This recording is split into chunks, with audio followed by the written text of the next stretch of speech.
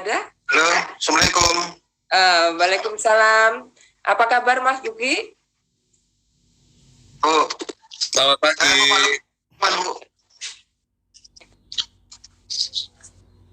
Halo. Halo, selamat pagi. Assalamualaikum. Selamat pagi. Assalamualaikum warahmatullahi wabarakatuh. Apa kabar Mas Buki? Sehat selalu? Alhamdulillah sehat. Ya, syukur sehat selalu ya Pak ya. Ini sudah ditunggu-tunggu Pak. Dan ini tadi baru saja tanya jawab yang luar biasa dengan Bapak Direktur, Bapak Praptono ya, yang membersamai kita ya membersamai kita dan akan terus membersamai kita. Ini luar biasa. Terima kasih kepada Bapak Praptono ya yang akan terus membersamai kita. Kita akan melanjutkan ya Pak Praptono ya. Boleh Pak Praptono untuk melanjutkan? Mas Buki. Ya, melanjutkan ke paparan kedua dari Mas Buki. Mas Buki untuk paparan yang kedua ya. Namun sebelumnya akan saya bacakan dulu ini. Siapa sih Mas Buki ini ya? Nama lengkapnya adalah Bapak Budi Setiawan Muhammad MPSI atau dikenal dengan nama Mas Buki. Bapak Ibu peserta webinar mungkin bertanya-tanya siapa begitu ya. Tadi juga sudah disinggung oleh Bapak Praptono siapa itu Mas Buki. Beliau adalah pemikir Merdeka Belajar yang merintis sejumlah inisiatif pendidikan untuk mewujudkan pendidikan merdeka belajar bagi semua dan setiap anak Indonesia. Beliau juga Ketua Yayasan Guru Belajar, pendiri Komunitas Guru Belajar, Komunitas Pengawas Belajar, Jaringan Sekolah Madrasah Belajar. Ini luar biasa, banyak sekali nih Bapak Ibu.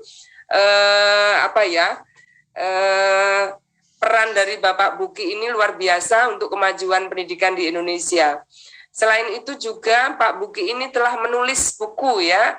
Antara lain bukunya adalah Anak Bukan Kertas Kosong. Ini ditulis tahun 2014. Kemudian juga ada Bakat Bukan Takdir tahun 2016. Kemudian satu lagi nih saya sebutkan ya, antara lain sekian banyak buku nih, satu lagi saya sebutkan adalah buku Panduan Memilih Sekolah Buat Anak Zaman Now. Wah ini tepat sekali nih tentunya bagi para orang tua ya, yang masih putra-putrinya masih usia sekolah, akan masuk sekolah. Nah membaca buku ini tentunya. Panduan Memilih Sekolah Buat Anak di Zaman Now. Selain itu, Pak Buki juga memiliki pengalaman program yang luar biasa sebagai konsultan ini, banyak sekali konsultan perancang program pendidikan untuk semua di daerah 4T, kemudian konsultan perancang program permainan papan untuk mengembangkan literasi, playgroup of Ujung Pandang ya, Sekolah Cikal di Jeneponto ya. Kemudian juga konsultan perancang program Wardah Inspiring Teacher di 10 daerah. Kemudian juga program manajer kolaborasi literasi. Bisa semua Bu, banyak sekali. Banyak sekali Pak. Ya tidak saya sebutkan semua Pak ya. Ini pengalaman yang luar biasa dari Pak Buki. Pak Buki, ini perlu kami sampaikan pesertanya ini adalah Bapak Ibu guru, kepala sekolah, pengawas, dan juga dari yayasan-yayasan ya Pak ya, di seluruh wilayah Indonesia. Untuk Bapak kami persilahkan lebih kurang 45 menit Bapak, setelah itu tanya jawab. Silakan Pak Buki. Oke, ya terima kasih Bu Isriawati. Selamat pagi Pak Praptono. Ini Pak Praptono tadi dengar dari tadi suaranya, wah menggelegar. Menggelegar ya. Pak Praptono. Sangat jelas ya Pak ya. Ya, oke. Ya, selamat pagi teman-teman, guru, kepala sekolah, dan pengawas sekolah. Saya mungkin akan lebih melanjutkan dari sesinya Pak Praptono.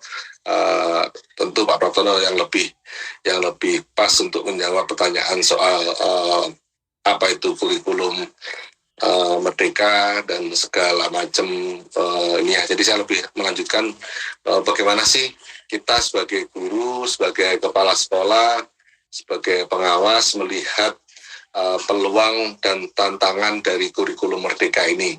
Jadi ingin menukik pada bagaimana perspektif para praktisi di lapangan dalam melihat kurikulum Merdeka. Kenapa ini penting, teman-teman? Kenapa penting untuk mendiskusikan soal tantangan dan kesempatan? Karena seperti yang teman-teman ketahui, mungkin tadi disampaikan juga oleh Pak Praptono, penerapan kurikulum Merdeka dalam 3 tahun terakhir itu lebih sebagai pilihan, bukan sebagai kewajiban. Artinya kalau kita sebagai pilihan, tentu kita harus menganalisis, gitu ya, kira-kira apa sih peluangnya, apa sih tantangannya, gitu. Sehingga terus kemudian apakah ini tepat buat satuan pendidikan saya, kalau satuan pendidikan saya ambil atau mau milih, itu konsekuensinya apa yang perlu dilakukan, itu lebih ke sana. Sehingga ketika kita memilih kurikulum Merdeka di 3 tahun ini, itu memang pilihan-pilihan yang rasional, pilihan-pilihan yang didasari dengan pertimbangan-pertimbangan yang matang, karena bagaimanapun juga efektivitas dari pembelajaran tidak semata-mata ditentukan mana kurikulum yang lebih baik, tapi yang lebih jauh lagi seperti yang kita pelajari bertahun-tahun, yang paling menentukan efektivitas pembelajaran adalah kesesuaian antara kesiapan satuan pendidikan dengan pilihan-pilihan kurikulumnya. Jadi kecocokan antara kesiapan guru dan tenaga pendidikan dengan pilihan kurikulum itu mempunyai pengaruh yang lebih besar untuk menunjang efektivitas pembelajaran. Kata kuncinya itu, Bapak Ibu sekalian. Jadi itu mengapa kita mendiskusikan soal tantangan dan kesempatan. Ya, saya izin untuk share screen, teman-teman.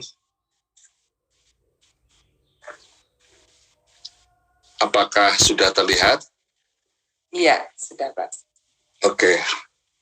Ya, ini adalah materi pertama, ini pertama kali disampaikan tantangan dan kesempatan kurikulum Merdeka ini, juga slide-nya slide baru. Jadi saya sementara masih menulis pointer-pointer sambil nanti kita diskusi. Saya juga butuh masukan, butuh cerita dari teman-teman juga. Jadi nanti kalau bisa pertanyaannya juga dilengkapi dengan pengalaman di lapangan, sehingga bisa memperkaya materi ini untuk teman-teman yang lain. Kalau mau diskusi lebih lanjut, teman-teman bisa juga diskusi di akun Twitter atau Instagram saya di @buki. Oke, ini ada dua agenda. Tapi agenda pertama mungkin hanya sekilas saja karena sudah disampaikan di sesi sebelumnya. Kita akan masuk ke lebih banyak di agenda kedua, yaitu tantangan dan kesempatan. Jadi apa sih kesempatannya, apa tantangannya, dan kemudian bagaimana kita melakukan refleksi diri, dan kira-kira pilihan rutenya itu seperti apa yang tersedia.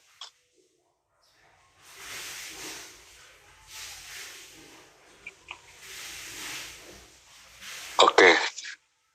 Apakah terdengar suara saya, Bapak Ibu sekalian? Iya, terdengar. Oke. Bagus, Pak. Siap. Nah, ini mengapa tadi sudah disampaikan, yang dari dasar utama tentu adalah pemulihan pembelajaran, tapi ada juga dua yang penting. Yang pertama soal relevansi pendidikan, tadi juga sudah disampaikan oleh Pak Praptono. Murid-murid bisa memilih pelajaran yang lebih relevan dengan dirinya, lebih relevan dengan pilihan-pilihan karir yang mau diambil. Dan yang ketiga ini soal kontekstualisasi pendidikan.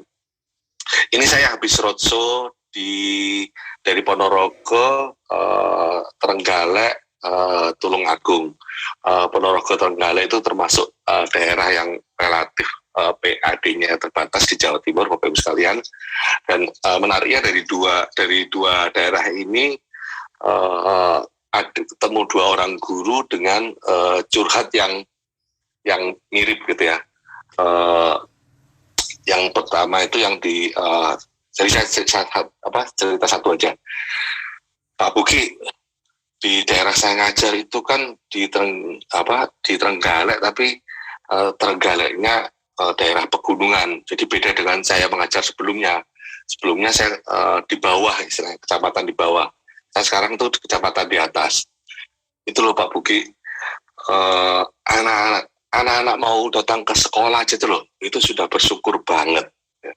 Anak-anak sudah ke sekolah aja itu sudah bersyukur banget. Bahkan saya banyak menemui pernikahan dini di murid-murid saya yang perempuan gitu ya. Dia guru SMP. Nah, pertanyaan saya apa? Pertanyaan saya gini teman-teman. Emang ada gunanya ya sekolah? Emang ada gunanya nggak sekolah? Gurunya kaget. Loh Pak Bu, ini gimana sih? Loh, ini pertanyaan serius. Emang sebenarnya gunanya sekolah apa sih? Gunanya sekolah itu apa? Terus gurunya menjelaskan. Nah, itu kan dari perspektif kita. Itu kan dari perspektif pemerintah. Padahal ketika kita ngomong bersekolah, sekolah itu selalu melibatkan para stakeholder. Termasuk perspektif orang tua dan perspektif murid itu sendiri tentunya. Coba sekarang kita lihat dari perspektif orang tua. Sebenarnya apa sih gunanya sekolah itu? Apa gunanya sekolah? Iya sih Pak, beliau yang benar ngomong, iya sih Pak, banyak orang tua juga ngomong seperti itu. Mending anakku tak suruh ngarit. Ngarit itu apa ya? Ngarit itu memotong rumput gitu ya untuk hewan ternak. Cari rumput untuk hewan ternak. Memang mending ngarit Pak, Bu, daripada sekolah. Toh kan sudah bagus, nggak perlu lanjut lagi. Nah, kurang lebih seperti itu teman-teman. Dan itu adalah saya yakin itu kenyataan yang tidak hanya terjadi di Trenggalek, tapi juga terjadi di daerah-daerah yang lain. Menjawab pertanyaan, buat apa sih sekolah sebenarnya? Ya, dari perspektif orang tua. Dan itu yang menurut saya juga penting. Kalau teman-teman baca di dokumen yang presentasi mengenai kurikulum merdeka, itu ada istilah kontekstual, istilah sesuai konteks dan segala macam. Tapi saya ingin coba lebih menguraikan lebih tajam lagi. Ya, kontekstualisasi pendidikan itu artinya adalah bagaimana bersekolah itu membuat jadi bermanfaat dari perspektif, tidak hanya dari perspektif pemerintah, dan tidak hanya dari perspektif guru dan kepala sekolah, tapi juga dari perspektif orang tua dan murid. Mereka jadi tahu pendidikannya itu, pembelajarannya itu sesuatu yang memang melekat dengan kehidupan mereka sehari-hari.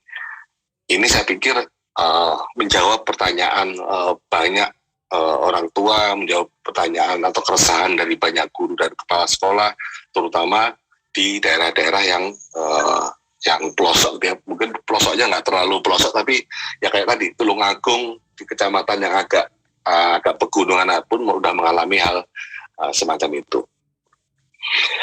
Lanjut, ini sudah dibahas, tidak perlu orientasi pada pelajar, pada kompetensi, pada pembelajaran kontekstual. Nah, kita ngomong ke bagaimananya, bagaimana kemudian implementasi kurikulum merdeka ini. Yang menarik teman-teman, yang menarik itu kurikulum merdeka adalah kurikulum yang disiapkan jauh lebih matang dari kurikulum-kurikulum sebelumnya, tapi justru dianggap tidak ada persiapan. Sampai ada tulisan kurikulum senyap segala macam. Ya, kalau teman-teman menengok ke belakang, ini kurikulum merdeka ini punya pola yang beda banget ya. Ya, sudah disiapkan dulu naskahnya setahun kemudian, setahun berikutnya kemudian diterapkan di sekolah penggerak dan SMKPK, terus tahun berikutnya lagi kemudian dibuka untuk jalur mandiri, sambil terus diprosesnya diperbaiki sampai kemudian dievaluasi dan diberlakukan sebagai kebijakan yang berlaku secara nasional. Itu sebenarnya beda banget dengan teman-teman. kalau teman-teman di kurikulum terbaru aja gitu ya, kurikulum yang 2013 saja itu sudah sangat berbeda. Disusun pada tahun itu, dilatihkan pada tahun itu, dilaksanakan pada tahun itu. Dan apa yang terjadi ya teman-teman tahu lah, sesuatu yang terburu-buru, bukan hanya urusan kurikulum, semua urusan kita kalau dilakukan secara terburu-buru pasti ya begitulah proses dan hasilnya. Nah, yang menarik kemudian yang di kurikulum Merdeka ini dilakukan secara berbeda, bahkan yang tahun ini dia menjadi pilihan. Jadi pilihan ini enak gak enak. Enak artinya satuan pendidikan punya kemerdekaan untuk memilih, tidak enak karena satuan pendidikan tidak terbiasa untuk memilih, gitu kan ya. Dan memilih ini juga tidak bisa pakai hanya sekedar prestis atau jaga gengsi, atau karena kalau pilihannya tidak tepat sebenarnya yang paling repot nanti adalah satuan pendidikan itu sendiri, ya, konsekuensi dari pilihan. Yang kedua dilakukan secara bertahap. Jadi mungkin tadi sudah dijelaskan oleh Pak Kartono juga, ada tahapannya merdeka belajar, mandiri belajar, mandiri berubah, mandiri berbagi. Nanti kita akan bahas lagi di situ. Dan artinya juga memberikan ruang tumbuh kembang, bukan hanya untuk anak-anak, tapi juga tumbuh kembang buat satuan pendidikan. Yang semuanya itu dasar terkuatnya adalah kesiapan teman-teman di satuan pendidikan. Itu akan jadi kunci pokok dari efektivitas pembelajaran. Next, apa sih kesempatannya gitu ya? Apa sih kesempatannya? Setidaknya kurikulum Merdeka itu akan mengubah cara bermain, akan mengubah aturan main, bagaimana sebuah sekolah itu bisa eksis, gitu ya. Bagaimana sebuah sekolah itu bisa eksis. Ya, karena kurikulum nasional hadir tidak seorang diri. Kurikulum nasional hadir bersama asesmen, bersama dengan perubahan kebijakan dana BOS, dengan ada variasi dana BOS dan sejumlah dukungan di pendidikan guru penggerak, sekolah penggerak dan segala macam. Sehingga itu perlu dipahami bahwa kurikulum nasional tidak berdiri sendiri. Dia berdiri bersama dengan sejumlah kebijakan-kebijakan lain yang mengubah cara bermain di pendidikan kita. Mengubah cara bermain di pendidikan kita. Jadi ini penting buat kepala sekolah, pengawas, kalau di masa depan sekolahnya ingin mendapatkan perhatian, itu caranya sudah tidak bisa dengan cara-cara lama, ya.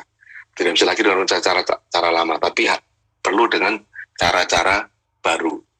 Contoh, misal kalau dulu sekolah yang diumumkan di media massa, meskipun sebenarnya tidak diumumkan oleh kementerian, tapi tetap aja datanya diumumkan oleh media massa adalah sekolah dengan nilai UN tertinggi, gitu ya. Sekolah dengan nilai UN tertinggi. Ya, dengan sekarang ya nilai UN tidak ada, maka cara itu udah nggak bisa dipakai, gitu ya. Atau dengan cara-cara lama lainnya. Nanti kita identifikasi cara lama apa sih yang masih relevan dan masih mana sih yang harus ditinggalkan. Sementara dengan adanya kurikulum Merdeka, maka kuncinya itu bukan lagi pada nilai, Bapak Ibu sekalian. Ya, yang pertama adalah kurikulum Merdeka ini memfasilitasi kita untuk bisa menciptakan, mewujudkan pembelajaran yang lebih relevan dengan kebutuhan, baik kebutuhan murid, kebutuhannya orang tua, harapannya orang tua, kebutuhan pemerintah daerah, kebutuhan satuan pendidikan itu sendiri, itu lebih besar kemungkinannya untuk lakukan seperti itu. Ini saya berikan beberapa contoh. Yang satu, misal di negara Finlandia yang kemudian juga dipraktekkan di sejumlah studi kiat guru oleh Bank Dunia di Indonesia. Jadi ini nggak ansih di Finlandia ya, tapi juga sudah ada studi-studinya yang dilakukan oleh teman-teman di kiat guru World Bank. Itu bagaimana orang tua ditanyain, ya, intinya ditanyain lah dengan sejumlah cara sistematis, gitu ya, ditanyain sebenarnya harapannya apa, apa yang mereka ingin lihat dari tumbuh kembangnya anak-anak mereka di sekolah. Sehingga dengan itu bisa lebih relevan dengan ekspektasinya orang tua, meskipun tentu tidak semua ekspektasi, tidak semua kebutuhan orang tua bisa dipenuhi oleh sekolah. Tapi setidaknya kita dengan bertanya seperti itu, dengan berdiskusi seperti itu, kita jadi sama-sama tahu mana ruang-ruang kesamaan harapan antara kita, antara sekolah dengan orang tua, dan mana ruang-ruang yang memang berbeda. Dan tidak harus yang berbeda itu, tidak harus yang tidak bisa kita penuhi, itu kita maksakan diri untuk memenuhi. Ya, tapi dengan pemahaman itu kita jadi tahu prosesnya, bahwa ini juga sesuatu yang diharapkan oleh orang tua, bukan hanya diharapkan oleh pemerintah gitu ya. Jadi komunikasi ke orang tua pun jadi lebih baik. Di sisi lain, kemarin ini ada 2 forum yang saya ikuti. Yang satu forum pertemuan antara Dirjen GTK dengan Kepala BSKP dengan Dinas Pendidikan yang menjadi dampingannya inovasi. Ada puluhan daerah yang hadir pada saat itu. Pertanyaan-pertanyaan mereka juga ada satu pertanyaan dari mana ya? Kalau salah dari Kaltara atau dari mana? Dari Kalimantan Utara atau dari mana? Jadi harapan mereka, Pak, ini bagaimana kurikulum Merdeka ini bisa relevan dengan indikator atau prioritas di daerah? Ya, artinya daerah pun juga sebenarnya punya kepentingan, punya harapan, punya ekspektasi pada satuan pendidikan. Apa sih yang perlu dilakukan agar sama-sama mencapai indikator yang menjadi menjadi tujuan bersama di daerah tersebut. Dan yang seringkali yang justru yang ini juga tidak didialogkan, tapi kemudian diinstruksikan. Padahal kan akan sangat berbeda antara dialog dengan instruksi. Itu hasilnya akan berbeda. Ini juga akan menjawab kebutuhan agar sekolah itu bisa lebih relevan menjawab kebutuhan atau harapan dari daerah. Forum yang kedua, 3 hari yang lalu ketemu dengan Bupati Trenggalek, Bupati termuda di Indonesia, kelahiran 90 teman-teman. 90, ya ampun, sekarang berarti baru berusia 32 tahun ya. Parah ini, bikin minder. Nah, sambil diskusi seperti itu, kemudian sama beliau juga menyampaikan aspirasi yang sama, bagaimana program yang Mas Buki tawarkan itu bisa menjawab indikator keberhasilan pendidikan daerah. Bisa menjawab RPJMD, menjawab apalah gitu, rencana daerah gitu. Ya kemudian ya saya sampaikan aja, coba kalau seperti ini kira-kira gimana Mas? Saya buat ilustrasinya semisal di kurikulum Merdeka itu ada pembelajaran berbasis project. Nah, pembelajaran berbasis project yang untuk kelas 5, kelas 6, 7, 8, 9 ya, sesuai dengan kewenangan kepala daerah pendidikan dasar. Jadi pembelajaran project yang di kelas atas SD dan di SMP itu direkomendasikan untuk melakukan kajian, melakukan riset, melakukan action, melakukan project di daerah-daerah atau di kawasan-kawasan yang menjadi prioritas daerah tersebut. Apakah itu kawasan budaya, apakah itu kawasan prioritas di pertanian, apakah itu kawasan prioritas di industri kecil, atau di kawasan wisata. Nah, coba bayangkan bagaimana anak-anak itu secara berkelompok melakukan riset dalam setahun ini di kawasan budaya, dan secara kelompok mereka juga menghasilkan konten-konten yang terkait dengan kawasan-kawasan tersebut yang dipresentasikan. Mereka juga berkunjung ke tempat tersebut, tentu berkunjungnya akan ditemani orang tua, kemudian akan dipresentasikan di forum terbuka, dan kemudian diunggah di media sosial dan segala macam. Wah, itu menarik Mas Buki. Coba buat proposalnya. Nah, sekarang PR saya itu membuat proposal itu. Uh, itu teman-teman. Jadi kurikulum merdeka nanti akan punya kesempatan, punya kemungkinan untuk bisa menjawab kebutuhan lebih banyak pihak, dari murid, orang tua, maupun pemerintah daerah. Yang kedua, ini implikasinya aja, kalau memang kita bersepakat untuk menjawab kebutuhan lebih banyak pihak, tentunya nanti di kurikulum merdeka dengan adanya pembelajaran berbasis proyek akan lebih banyak menghasilkan karya, yang karya-karya itu sebagian tentu mungkin biasa-biasa aja, tapi sebagian sesuatu yang menarik, yang unik, yang otentik untuk dibagikan ke forum-forum yang lebih luas atau setidaknya ke media sosial. Yang ketiga, lebih banyak peminatnya, ya lebih banyak, karena sekolah itu menghasilkan banyak karya, menghasilkan banyak aktivitas di lapangan yang berinteraksi dengan banyak para pemangku kepentingan di daerah, maka suatu sekolah akan lebih banyak dikenal, diketahui oleh masyarakat, sehingga implikasinya kemudian adalah lebih banyak peminatnya. Nah, dan ini juga berbeda ya teman-teman, aturan, kembali lagi ke aturan main tadi. Kalau pada masa lalu aturan mainnya satu, sehingga jadi kayak satu rute gitu ya. Jadi rutenya adalah rute ini contoh ya, nilai ujian yang paling tinggi.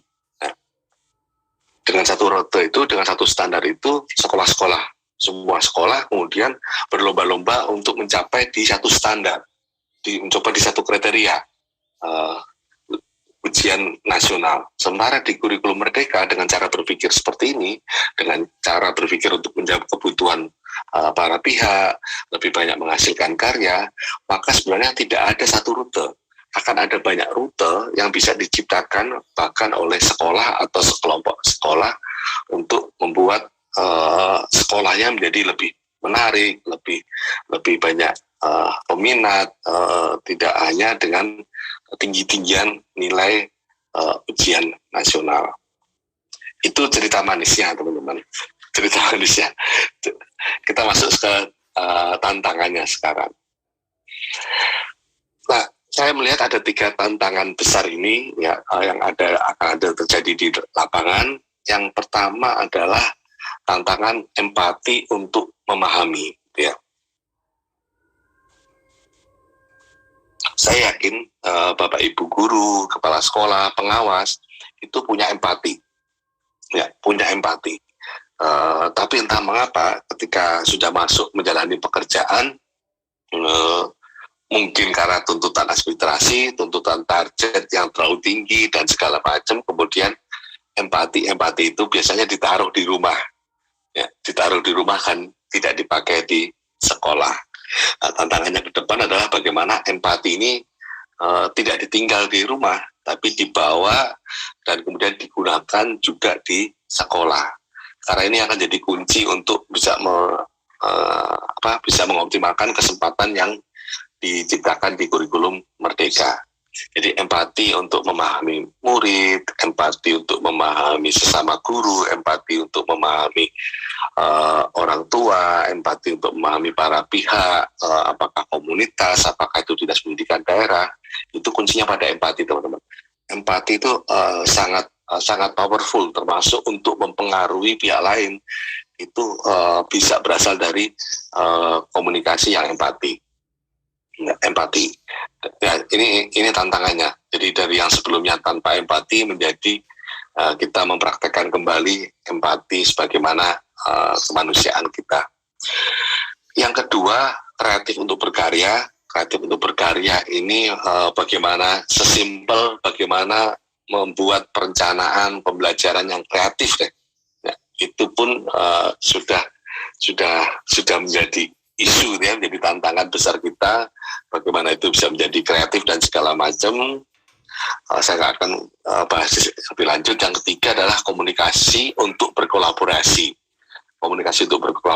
Jadi teman-teman di kurikulum merdeka itu juga didorong untuk bagaimana guru lintas kelas, lintas mata pelajaran itu bisa membuat proyek sehingga dalam satu proyek bisa mengejar capaian pembelajaran dari mata pelajaran yang berbeda, ya sehingga ada efisiensi gitu ya, ada efisiensi waktu. Jadi tidak harus dua proyek yang berbeda. Kalau bisa satu proyek, yang penting satu proyek ya, sehingga bebannya di murid juga jadi lebih ringan.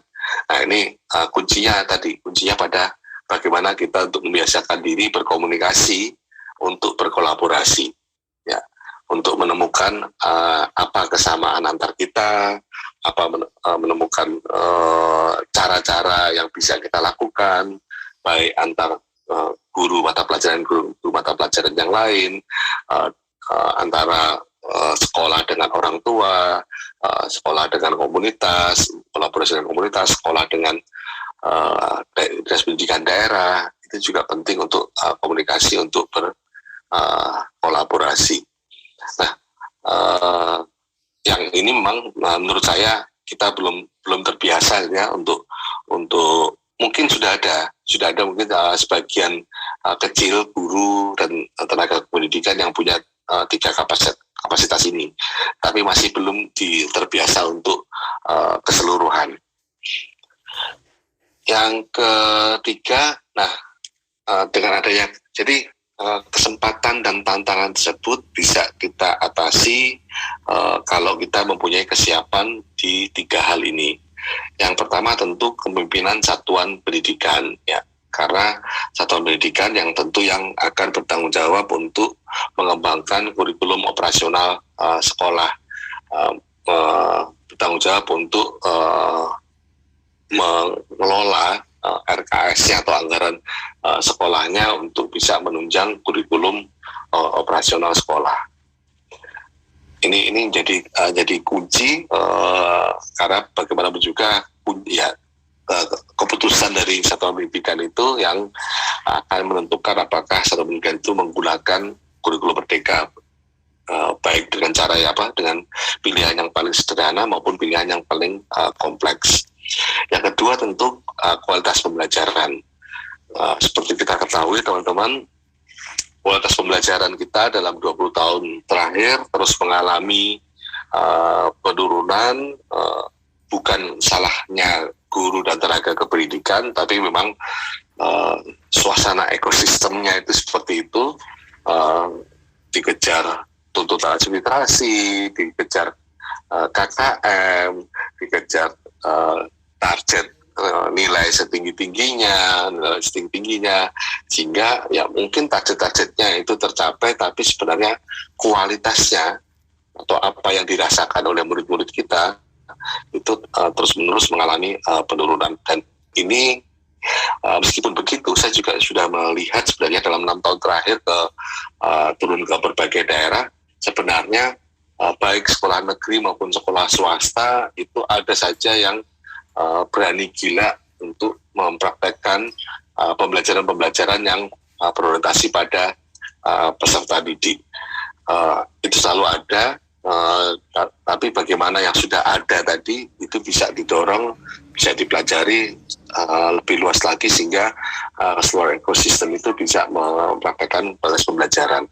Proses pembelajaran ini kalau di kurikulum Merdeka setidaknya ada beberapa praktek yang perlu dikembangkan, misal praktek asesmen diagnosis, soal pengelolaan kelas, apakah sudah menggunakan kesepakatan kelas atau belum, apakah sudah menggunakan refleksi dan konsekuensi belum, apakah sudah menggunakan diferensiasi, apakah sudah pernah menggunakan pembelajaran berbasis proyek, apakah sudah pernah melakukan pembelajaran lintas mata pelajaran dan segala macam. Ini untuk mengukur kesiapan ini juga sebenarnya untuk kesiapan kualitas pembelajaran, Bapak Ibu bisa ikuti mengisi proses pendaftaran implementasi kurikulum Merdeka. Di sana nanti ada survei kecil yang bisa diikuti, dan Bapak Ibu nanti akan bisa melihat kayak semacam rapot gitu ya, rapot kesiapan untuk melakukan implementasi kurikulum Merdeka. Yang terakhir adalah pelibatan wali dan komunitas. Ini juga jadi kunci yang jadi yang perlu disiapkan gitu ya oleh satuan pendidikan. Seberapa jauh melibatkan wali dan komunitas, apakah hanya pada saat ketika ada seorang anak yang melanggar kemudian baru melibatkan orang tua, atau sudah lebih progresif, ada sosialisasinya, atau lebih progresif lagi sudah mensosialisasikan target-target pembelajaran di awal semester atau segala macam. Dan yang terakhir seperti ini teman-teman, ini saya coba untuk menginterpretasikan, menerjemahkan pilihan-pilihan yang bisa diambil oleh satuan pendidikan beserta konsekuensinya. Jadi memang yang tahun 2023 ke 2005 itu adalah interpretasi saya. Yang ada di kebijakan itu di yang sebelah kiri. Jadi di tahun 2022 satuan pendidikan punya pilihan untuk mandiri belajar, mandiri berubah, atau mandiri berbagi. Mandiri belajar itu berarti sekolah mencoba menggunakan komponen atau prinsip dari kurikulum Merdeka tanpa melakukan perubahan kurikulum. Ya. Jadi sudah mencoba diferensiasinya, sudah mencoba pembelajaran berbasis proyeknya, sudah mencoba asesmen diagnosis atau salah satu diantaranya tanpa mengganti kurikulumnya, sehingga kurikulumnya masih menggunakan kurikulum 2013 atau kurikulum darurat, ya belajar. Jadi memang fasenya masih fase belajar. Yang kedua, mandiri berubah. Mandiri berubah itu satuan pendidikan sudah mengubah kurikulumnya menggunakan kurikulum Merdeka dengan menerapkan panduan atau perangkat ajar yang sudah disediakan oleh kementerian. Jadi ya sudah, yang penting berubah, tapi memang masih menggunakan panduan yang disediakan atau panduan dan perangkat ajar yang disediakan oleh kementerian. Yang ketiga, mandiri berbagi, memilih kurikulum Merdeka dan mengembangkan sendiri perangkat ajarnya. Ini yang level yang paling kompleks. Ya, sekali lagi teman-teman, yang terbaik bukanlah yang paling kompleks. Yang terbaik adalah yang paling cocok dengan satuan pendidikan masing-masing. Nah, tapi rutenya bisa terlihat teman-teman. Kalau kita mulai tahun 2022 dengan mandiri belajar, maka di tahun 2025 kurang lebih kita sudah bisa mencapai di level mandiri berbagi. Ya, mencoba untuk masuk ke mandiri berbagi. Jadi di tahun 2025 itu mencoba untuk mengembangkan perangkat ajarnya sendiri. Kalau di tahun 2022 itu mandiri berubah, kemudian 2 tahun sehingga mencapai titik optimal, titik efektif. Terus tahun 2024 masuk ke mandiri berbagi, masih mencoba dulu di tahun pertama, di tahun kedua sudah mencapai titik efektif, ya, sehingga bisa beranjak ke level berikutnya. Yang mandiri berbagi di tahun 2022, mungkin masih nyoba untuk mandiri berbagi ya, sehingga mungkin beberapa juga masih menggunakan perangkat ajar yang disediakan oleh kementerian, tapi beberapa sudah mengembangkan sendiri. Sampai kemudian tahun 2023 itu sudah efektif, semua perangkat ajar sudah dikembangkan sendiri, sehingga ketika itu pada tahun 2024 sudah bisa menjadi istilah saya adalah sekolah yang merdeka berkarya.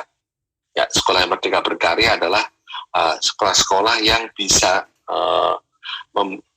menghasilkan sejumlah karya, baik karya muridnya, karya gurunya, maupun karya kepala sekolah dan pengawas sekolahnya, yang menggambarkan menariknya proses-proses belajar yang ada di sekolah tersebut. Ya, jadi basisnya karya itu tetap ada pembelajaran yang dilakukan, dan dari karya-karya itu kemudian banyak sekali yang menjadi bahan percakapan, baik percakapan sehari-hari maupun percakapan di media sosial, sehingga banyak menarik minat, menarik tawaran kerjasama, tawaran untuk berkolaborasi, dan mungkin tahun pertama mungkin masih mencoba 1-2 proyek yang Merdeka Berkarya secara kolaboratif di tahun 2025 sudah bisa semakin efektif lagi. Bahkan bisa jadi sudah bisa membantu sekolah-sekolah yang lain untuk menerapkan kurikulum Merdeka. Bukan hanya sekolah di daerahnya, bisa jadi juga sekolah di daerah-daerah lain. Kurang lebih seperti itu, Bapak Ibu. Silakan selain kita masuk sesi tanya jawab, saya kembalikan ke Bu Moderator.